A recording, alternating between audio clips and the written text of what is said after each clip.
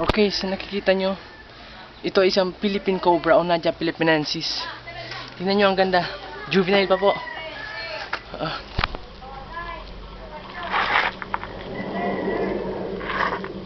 Tingnan nyo. Oh, wow. Ano, diba?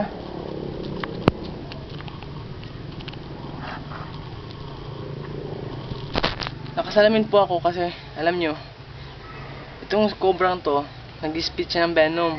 Kapag tumama sa mata, baka mabulag ka. Neurotoxic kasi to eh.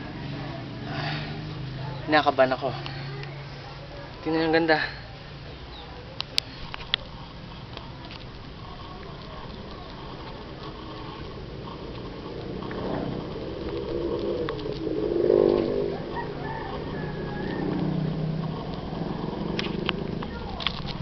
Pag dito susubukan, baka mapano kayo.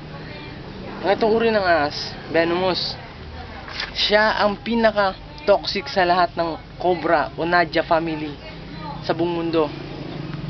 3 drop lang ng kanyang venom kayang pumatay ng 20 katao sa 30 minutes lang po kapag nakagat ka nito.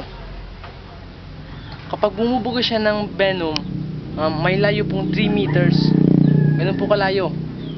Kaya ingat lang po tayo kapag nakakita tayo ng ganitong uri ng ahas. Siya ang pinakamapanganib sa Nadia family, kaya huwag niyo pong susubukan ang makapag-encounter ng ganito. Huwag niyo pong lalapitan or gagalawin dahil kung baka mapano kayo. Yun lang. Ganda.